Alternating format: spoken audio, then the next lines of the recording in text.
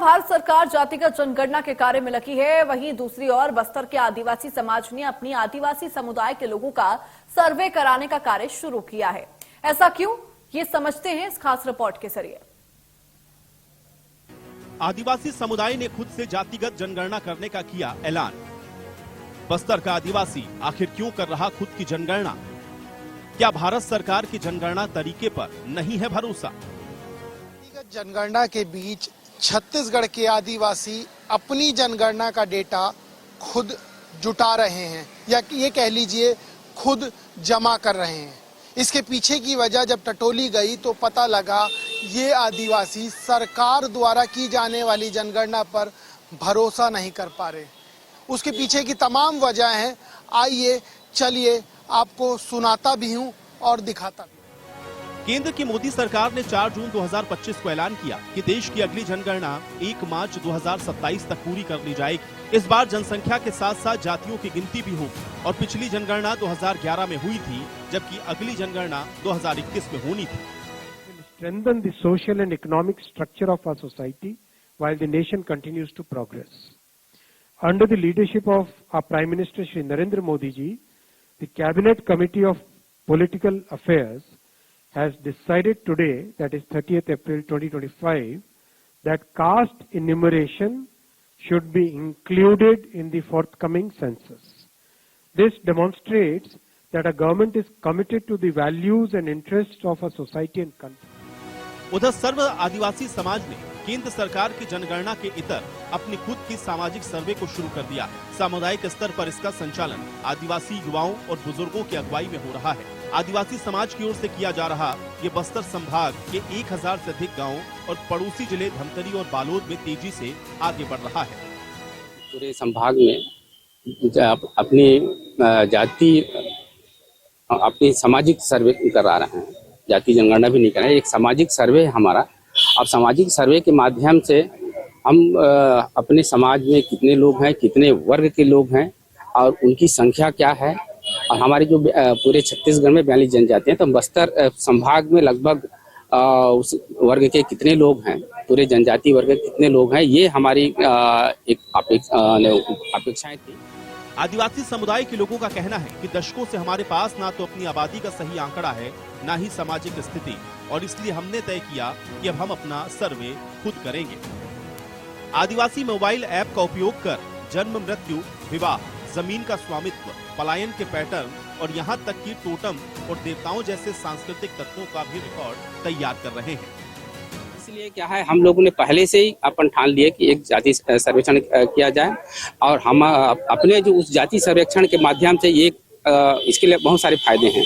अगर वो गांव में पंजी रहता है तो गांव में कितनी जनसंख्या है और कौन गांव से कहां पलायन करने गया है, एक हमारे रजिस्टर रहेगा। अगर गांव से बाहर कमाने भी जाता है तो वो कब तक किस कौन सा कंपनी में काम करने गया है, कब आएगा, वो आने के बाद कब सूचना देता है, इसकी भी जानकारी रहेगा। और उसके बाद जो फर्जी तरीके से जाति प्रमाण पत्र जो बनाए जा रहे हैं उस पर भी रोक लगेगा। वो वही सत्यापन करेगा कि वास्तव में इस गांव का है, किस कुटुंब का है। और हमारी एक सामाजिक सांस्कृतिक रीति रिवाज के अनुसार हम कर रहे हैं कि उनकी ताना बाना, उनकी गोत्र, टोटम क्या है, वो सारी व्यवस्था को हम जानना चाहते हैं। इस टोटम के लोग कितने लोग हैं, हम क्योंकि प्रकृतिवादी है तो हमारी टोटम व्यवस्था टोटमी व्यवस्था है, हम टोटमी व्यवस्था के हिसाब से इसका हम सर्वे करवा रहे हैं।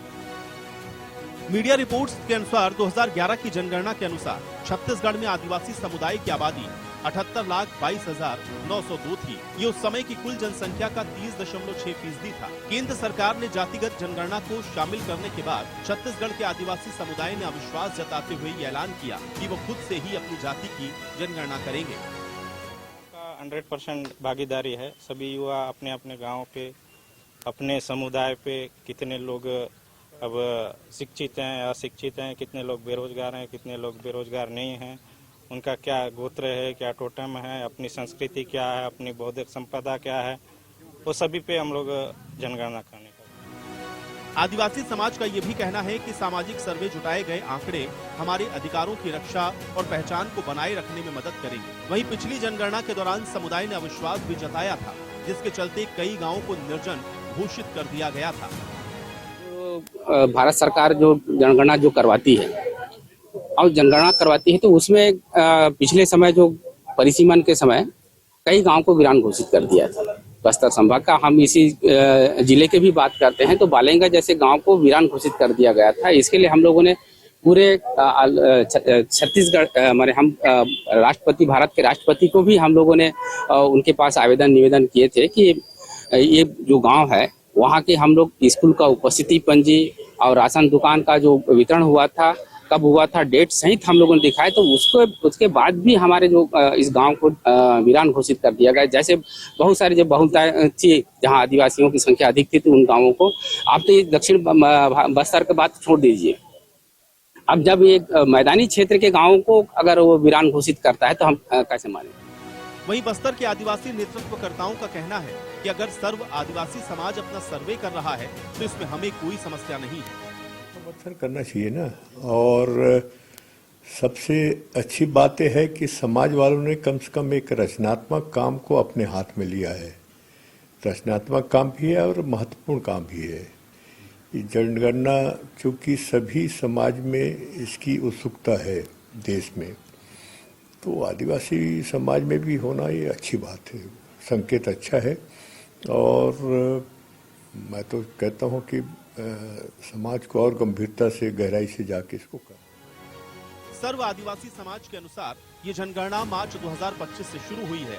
इसमें 18 प्रमुख बिंदुओं पर डेटा जुटाया जा रहा है, जिसमें नाम, शैक्षणिक योग्यता, गोत्र, भूमि की स्थिति, सरकारी योजनाओं की पहुंच, पारंपरिक आस्था।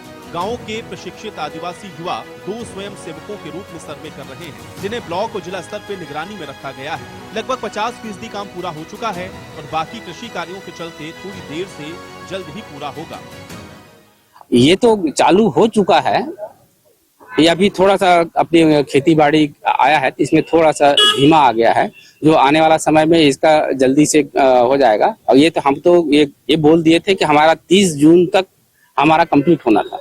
हम 30 जून का हम टारगेट दिए थे, एक 90 दिन में हर हाल में करना है, ऐसा कर दिया गया था। लेकिन उस समय शादी ब्याह और वो करने के चक्कर में क्या है अपने को रोकना पड़ा, तो इसलिए क्या है अभी फिर चालू है। जहाँ जहाँ लड़के जो हमारे जो युवा साथी हैं वो जैसी समय मिलेगा वो कर लेंगे ऐसा।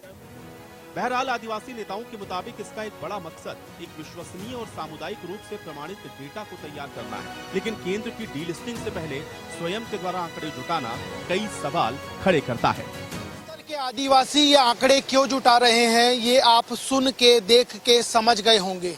अब सवाल ये खड़ा होता है, यदि केंद्र सरकार इन आंकड़ों को जुटा के सबकी जातिगत जनगणना कर रही है तो जो आदिवासियों के साथ पहले हुआ वो दोबारा ना हो, इसका ख्याल उनको रखना होगा। क्योंकि जिस तरीके से आंकड़े जुटाए जा रहे हैं उन बीहड़ों से, उन जंगलों से और उन गांवों से, वो सिर्फ इसलिए है कि उनके परिवार में, उनके खानदान में, उनके कस्बों में वो कैसे रहते थे, क्या खाते थे और किस जाति से आते थे, इसका ध्यान भरपूर और भली भांति रखा जाए, इसका प्रयास ये आदिवासी कर रहे हैं। अब सरकार की ये नैतिक जिम्मेदारी बनती है कि जो गलतियां उनकी जातिगत गणना में पहले की गई वो दोबारा ना हो। इस समय सहयोगी शिवाजी राव के साथ दीपक विश्वकर्मा, इंडिया न्यूज, बस्तर।